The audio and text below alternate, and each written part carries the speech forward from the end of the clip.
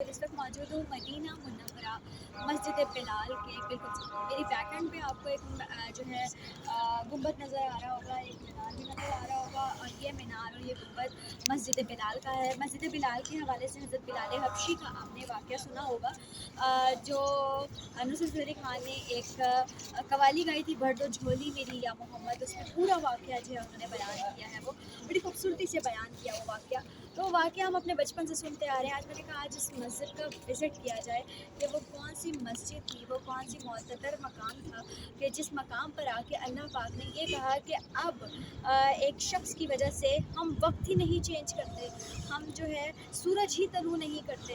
تو آج ہم اس مقام کی آپ کو زیارت کرائیں گے، ساتھ ساتھ حضرت بلال حبشی کا واقعہ جو ہے وہ بھی گو تھرو کروائیں گے۔ تو چلتے ہیں مسجد۔ جی جناب، یہ خوبصورت سی مسجد آپ دیکھ رہے ہیں، یہ ہے مسجد بلال۔ اس کے بارے میں جو ہے ہم قوال نصرت فتح علی خان سے ہمیشہ ہی سنتے آئے۔ انہوں نے ہمیشہ سے ہی جو ہے اپنی قوالی میں اس کا پورا واقعہ سنایا، کس طرح حضرت بلال جو تھے ان کے بارے میں مشہور تھا کہ ان کی زبان میں لکنت تھی اور لوگ انہیں پسند نہیں کرتے تھے ان کے رنگ کی وجہ سے، لیکن اللہ کے ہاں ان کا اور ہی مقام تھا۔ تو جس دن یہ بڑا خوبصورت سا واقعہ جو ہے یہ ہم اس میں سنتے ہیں۔ ویل جناب، یہ جو ہے وقت کے ساتھ ساتھ اس میں جو ہے جدید طریقے سے اس کو تعمیر کر دیا گیا ہے۔ آپ دیکھیں کتنے خوبصورت سے محراب ہیں اور اس کے اندر خوبصورت سے فانوس جو ہیں وہ بنا دیے گئے ہیں۔ یہ وہی جگہ ہے جہاں پر یہ وہی مسجد ہے جہاں پر جو ہے حضرت بلال اذان دیا کرتے تھے اور وہ اذان والا جو ہے واقعہ وہ پیش آیا تھا۔ مسئولہ میں ایک واقعہ بیان کیا جاتا ہے کہ بعض یہودیوں نے یہ طعنہ دیا کہ حضرت محمد صلی اللہ علیہ وسلم نے موذن ایسا رکھا ہے جسے شین اور سین کی تمیز ہی نہیں ہے، تو رسول اللہ صلی اللہ علیہ وسلم نے حضرت بلال کو اذان دینے سے منع کر دیا۔ تو اس روز صبح ہی نہیں ہوئی اور پھر صحابی رسول اللہ صلی اللہ علیہ وآلہ وسلم کی بارگاہ میں حاضر ہوئے اور رات کے حوالے سے عرض کیا۔ تو جب انہوں نے عرض کیا تو اسی وقت حضرت جبریل جو ہیں وہ وہی لے کر نازل ہوئے اور فرمایا کہ جب تک حضرت بلال رضی اللہ تعالیٰ عنہ اذان نہیں دیں گے تو صبح نہیں ہوگی۔ اور پھر حضرت بلال نے اذان دی اور جو ہے تاریخ لکھتی ہے کہ جب حضرت بلال نے اذان دی تو اس وقت صبح ہوئی۔ اور یہ بھی بیان کیا جاتا ہے کہ آپ صلی اللہ علیہ وسلم نے یہ فرمایا کہ بلال کا سین جو ہے وہ بھی اللہ کے نزدیک جو ہے وہ شین ہے۔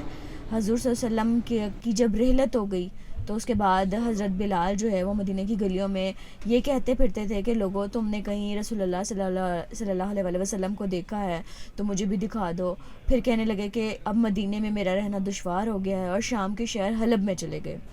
اور پھر وہاں پہ تقریباً 6 مہینے آپ صلی اللہ علیہ وسلم کی جو ہے وہ 6 مہینے تک آپ صلی اللہ علیہ وسلم سے ملاقات کا کوئی ذریعہ نہیں بچا، لیکن 6 مہینے بعد آپ نے جو ہے حضرت صلی اللہ علیہ وسلم کو اپنی خواب میں دیکھا تو آپ صلی اللہ علیہ وسلم فرما رہے تھے کہ اے بلال، کیا یہ بے وفائی نہیں ہے؟ کیا ہماری ملاقات کا وقت نہیں آیا؟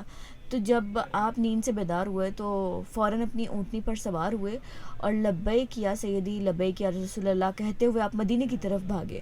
اور جب مدینے کی طرف روانہ ہوئے، مدینہ پہنچے تو مدینے میں آپ نے جو ہے سب سے پہلے مسجد نبوی پہنچے، اور یہ مسجد نبوی جو ہے بالکل اس کے سامنے جو ہے حضرت بلال کی یہ جو مسجد ہے جسے مسجد بلال کہا جاتا ہے یہ بنائی گئی ہے۔ حضرت بلال نے عالم وار فدگی میں آپ صلی اللہ علیہ وسلم کو جو ہے وہ ڈھونڈنا شروع کیا مسجد نبوی میں، کبھی مسجد میں تلاش کرتے، کبھی حجروں میں۔ جب آپ نے کہیں بھی آپ صلی اللہ علیہ وسلم کو نہیں پایا تو آپ کی قبر پر تشریف لے کر وہاں جا کر رونا شروع کیا اور عرض کیا کہ یا رسول اللہ، آپ نے فرمایا کہ آ کر مل جاؤ۔ غلام حلب سے بہر ملاقات کے لیے حاضر ہوا ہے، اور یہ کہا، روتے روتے آپ جو ہے وہ بے ہوش ہو گئے۔ اس کے بعد کافی دیر کے بعد جب آپ کو ہوش آیا، اتنے میں سارے مدینے میں یہ خبر پھیل گئی ہوئی تھی کہ مؤذن رسول حضرت بلال جو ہے وہ مدینے میں آ گئے ہیں۔ مدینہ طیبہ کے بوڑھے، جوان اور مرد، عورتیں، بچے سب اکٹھے ہو گئے اور عرض کرنے لگے کہ بلال ایک دفعہ وہ اذان سنا دیں جو رسول اللہ صلی اللہ علیہ وآلہ وسلم کے زمانے میں آپ سناتے تھے۔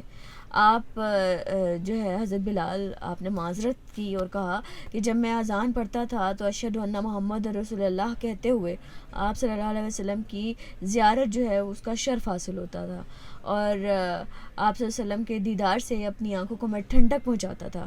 اب یہ الفاظ میں کیسے ادا کروں، میں کہاں سے وہ شرف لے کر آؤں؟ بعض صحابہ نے مشورہ دیا کہ حسنین کرمین سے سفارش کروائی جائے، تو جب حضرت بلال کو اذان دینے کے لیے وہ کہیں گے تو پھر وہ انکار بھی نہیں کریں گے۔ چنانچہ حضرت امام حسین علیہ السلام جو ہے انہوں نے حضرت بلال کا ہاتھ پکڑ کر فرمایا کہ اے بلال، ہم آج اپنے نانا کی شہر میں آپ سے وہی اذان سننا چاہتے ہیں جو آپ رسول اللہ صلی اللہ علیہ وآلہ وسلم کو اس مسجد میں سناتے تھے۔ اب حضرت بلال رضی اللہ تعالیٰ عنہ انکار نہیں کر سکے، لہٰذا اسی مقام پر کھڑے ہو کر اذان دی جہاں رسول اللہ صلی اللہ علیہ وسلم کی ظاہری حیات میں دیا کرتے تھے۔ بعد کی کیفیات ہے اس کو جو ہے تاریخ نے کچھ ایسے بیان کیا کہ جب آپ صلی اللہ علیہ وسلم جب آپ رضی اللہ تعالیٰ عنہ نے بآواز بلند اللہ اکبر کہا، مدینہ منورہ گونج اٹھا۔ آپ جیسے جیسے آگے بڑھتے گئے، کلمات جو ہے وہ جیسے جیسے آگے کی طرف بڑھ رہے تھے، جذبات میں اضافہ ہی ہوتا جا رہا تھا۔ جب اشہد ان لا الہ الا اللہ کے کلمات ادا کیے تو گونج میں مزید اضافہ ہو گیا۔ جب اشہد ان محمد رسول اللہ کے کلمات جو ہے وہ آپ وہاں تک پہنچے تو تمام لوگ حتیٰ کہ پردہ نشین خواتین جو ہیں وہ گھروں سے باہر نکل آئیں۔